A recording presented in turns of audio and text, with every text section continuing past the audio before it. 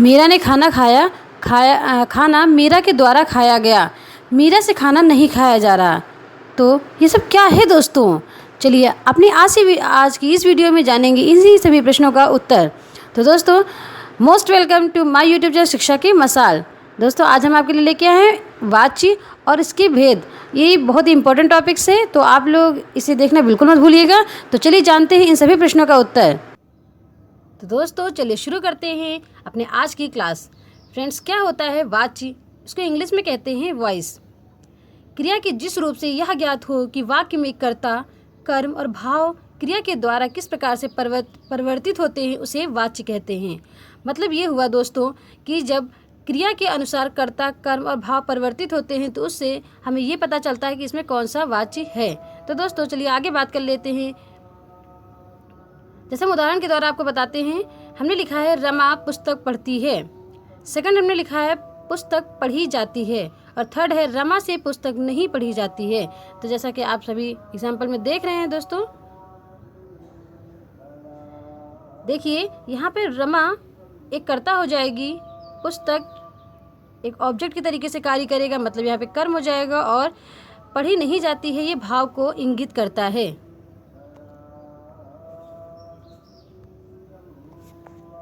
अब बात करते हैं नेक्स्ट की कि वाच्य कितने प्रकार के होते हैं। दोस्तों, वाच्य 3 प्रकार के होते हैं। एक होता है कृतवाच्य, एक होता है कृतवाच्य, दूसरा होता है कर्मवाच्य और तीसरा होता है भाववाच्य। अब हम आपको तीनों के बारे में डिटेल में बताते हैं। वाच्य, पहला वाच्य कर्तवाच्य क्या होता है? क्रिया के जिस रूप से वाक्य के उद्देश्य अर्थात क्रिया के कर्ता का बोध हो वह कृतवाच्य कहलाता है। इसमें लिंग एवं वचन प्रायः कर्ता के अनुसार होते हैं। जैसा कि हम लोग देख रहे हैं दोस्तों, आप सही से समझिए कि जब क्रिया कर्ता के अनुसार परिवर्तित होती है तो उसे कृतवाच्य कहते हैं। हम उदाहरण के द्वारा आपको समझाते हैं कि देखिए, मैंने लिखा है बच्चा खेलता है, घोड़ा भागता है। तो इन वाक्यों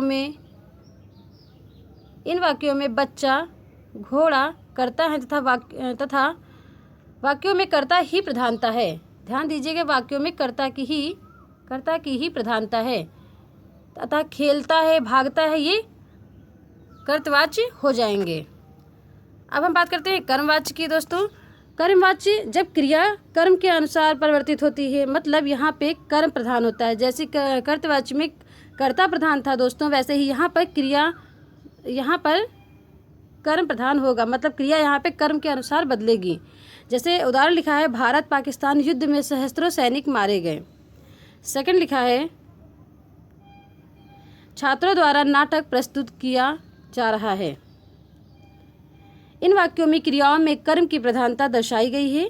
उनकी रूप रचना भी कर्म के लिंग, वचन और पुरुष के अनुसार हुई है। क्रिया के ऐसे रूप कर्मवाच्य कहलाते हैं। आप फिर से एक बार समझ लीजिए, जब क्रिया कर्ता के अनुसार परिवर्तित होगी तो वहाँ पे कर्तवाच्य होगा, और जब क्रिया कर्म के अनुसार परिवर्तित होगी तो वहाँ पे कर्मवाच्य होगा। अब हम आगे भाववाच्य की बात कर लेते हैं। थर्ड है भाववाच्य। क्रिया के जिस रूप से वाक्य का उद्देश्य केवल भाव ही जाना जाए, मतलब ये हुआ कि जहाँ पर क्रिया भाव के अनुसार परिवर्तित होती है वहाँ पर भाववाच्य होता है। इसमें कर्ता या कर्म की प्रधानता नहीं होती है, यहाँ पर सिर्फ और सिर्फ भाव की ही प्रधानता होती है। इसमें मुख्यतः अकर्मक क्रिया का ही प्रयोग होता है और साथ ही प्रायः निषेधार्थक वाक्य ही भाववाच्य में प्रयुक्त होते हैं। इसमें क्रिया सदैव पुल्लिंग अन्य पुरुष के एक वचन की होती है। ये ध्यान देने योग्य बात है कि यहाँ पर एक क्रिया एक वचन की ही होती है, मतलब क्रिया सदैव पुल्लिंग अन्य पुरुष के एक वचन की ही होगी ही। नेक्स्ट बात कर लेते हैं कि किस तरीके से वाच्य परिवर्तन होता है।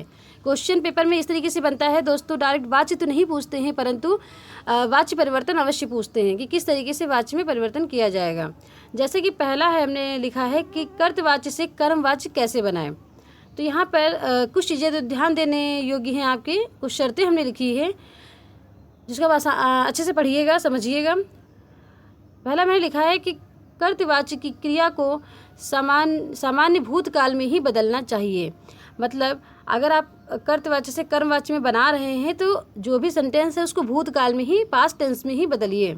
सेकंड में लिखा है कि उस परिवर्तित क्रिया के उस परिवर्तित क्रिया रूप के साथ काल, पुरुष, वचन और लिंग के अनुरूप जाना क्रिया का रूप जोड़ना चाहिए। मतलब ये हुआ कि यहाँ पर जो भी आप लिखेंगे उसमें क्रिया का जो परिवर्तित होगी वो काल, पुरुष और वचन के अनुसार ही परिवर्तित होगी। मतलब आप क्रिया देख करके समझ पाएंगे कि ये कर्तवाची है, कर्मवाची है कि भाववाची है। सबसे मेन इम्पॉर्टेंट यहाँ पे रोल प्ले करता है क्रिया, ये आप ध्यान रखिएगा। थर्ड मैंने इसमें लिखा है कि इसमें से अथवा के द्वारा का प्रयोग करना होता है। जैसे एग्जाम्पल के द्वारा हम आपको समझाते हैं। मैंने यहाँ पे लिखा है कर्तवाच्य से कर्मवाच्य बना करके आपको दिखाया है, तो चलिए देखते हैं। मैंने लिखा है श्यामा उपन्यास लिखती है। नेक्स्ट हमने सेंटेंस लिखा है श्यामा से उपन्यास लिखा जाता है। तो जैसा कि अभी हमने पीछे बताया था आपको कि यहाँ पे से या के द्वारा लगाया जाएगा, तो देखिए दोस्तों यहाँ पर लिखा हुआ है से, जैसा कि आप देख रहे हैं यहाँ पे से हमने लिखा हुआ है। तो जो पहला सेंटेंस यहाँ पे लिखा है कि श्यामा उपन्यास लिखती है, वेट अ मिनट फ्रेंड्स, मैंने लिखा श्यामा उपन्यास लिखती है, ये हो जाएगा कर्तवाच्य, जबकि श्यामा से उपन्यास लिखा जाता है ये कर्मवाच्य को प्रदर्शित करता है। आई होप तो आपको समझ में आया होगा कि जो पहला सेंटेंस है उसमें क्रिया परिवर्तित हो रही है कर्ता के अनुसार, जबकि सेकंड वाक्य में क्रिया परिवर्तित हो रही है कर्म के अनुसार। नाउ हम नेक्स्ट बात कर लेते हैं। नेक्स्ट हमने एग्जाम्पल एक और लिखा है कि श्यामा ने उपन्यास लिखा। तो जैसा कि आप देख रहे हैं कि पहले सेंटेंस में क्रिया कर्ता के अनुसार परिवर्तित हो रही है। पहले सेंटेंस में दोस्तों जो क्रिया है वो कर्ता के अनुसार परिवर्तित हो रही है, जबकि सेकंड वाक्य में श्यामा से उपन्यास लिखा जाता है, यहाँ पर जो क्रिया है वो दोस्तों परिवर्तित हो रही है कर्म के अनुसार। ना नेक्स्ट हमने लिखा है श्यामा उपन्यास लिखेगी, और दूसरा वाक्य उसी में लिखा है हमने इस श्यामा से उपन्यास लिखा जाएगा। तो इस तरीके से आपको कर्तवाच्य से कर्मवाच्य में परिवर्तन करना होगा जब एग्जाम पेपर में ऐसे क्वेश्चंस पूछे जाएंगे। सेकंड है कि कर्तवाच्य से भाववाच्य में कैसे बदले। तो दोस्तों देखिए, इसके लिए क्रिया तथा अन्य पुरुष और एक वचन में रखनी चाहिए। ध्यान रखिएगा, जब आप कर्तवाच्य से भाववाच्य में बदलेंगे तो आपको क्रिया तथा अन्य पुरुष, दोस्तों क्रिया और अन्य पुरुष, ध्यान रखिएगा कि आपको एक वचन में ही परिवर्तित करना है उनको। कर्ता में करण कारक की विभक्ति लगानी चाहिए। कर्ता ने कर्म को करण से, तो से जो शब्द है वही लगाना है आपको। मतलब अभी हमने पीछे बताया था जैसा कि आपको से ही लगाना है, तो उससे कौन सा कारक हो जाएगा दोस्तों, वो हो जाएगा करण कारक। ये भी आपको याद रखना है। क्रिया को सामान्य भूतकाल में लाकर उसके काल के अनुरूप जाना क्रिया का रूप जोड़ना चाहिए। मतलब ये हुआ दोस्तों, ये जाना शब्द नहीं होगा यहाँ पे, अनुरूप क्रिया को रूप जोड़ना चाहिए। मतलब ये हुआ कि पहली चीज़ें पॉइंट्स आप याद रखिए कि पहला है ये कि आपको भूतकाल में क्रिया को सेंटेंस को बदलना है। दूसरा आपको से लगाना है। तीसरा आपको ये ध्यान रखना है कि क्रिया किसके अनुसार बदल रही है। यदि कर्ता से कर्म में परिवर्तित करना है तो क्रिया कर्म के अनुसार ही होगी। हमने फोर्थ लिखा है सेंटेंस, आवश्यकता अनुसार निषेध सूचक नहीं का प्रयोग करना चाहिए। जहाँ पर आवश्यकता होगी वहीं पर आप नहीं का प्रयोग करेंगे, जैसा कि हम आगे आपको दिखाते हैं।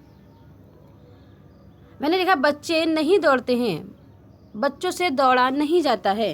तो जब सेंटेंस में पहले से ही नहीं शब्द जुड़ा हुआ है तो आगे भी हम नहीं शब्द प्रयोग कर सकते हैं, लेकिन से तो आपको यहाँ पर भी लगाना है। और यहाँ पर आप देख रहे हैं कि यहाँ पे कुछ भाव भी प्रकट हो रहा है।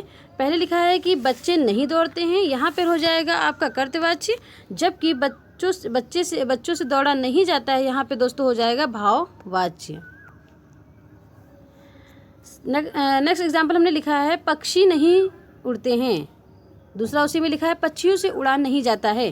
तो जो पक्षी नहीं उड़ते हैं उसमें दोस्तों हो जाएगा कर्तवाच्य, जबकि पक्षियों से उड़ा नहीं जाता है इसमें हो जाएगा भाववाच्य। बच्चा नहीं सोया, बच्चे से सोया नहीं जाता। बच्चा नहीं सोया में कर्तवाच्य हो जाएगा, जबकि इसमें दोस्तों कर्तवाच्य हो जाएगा, जबकि इसमें हो जाएगा भाववाच्य।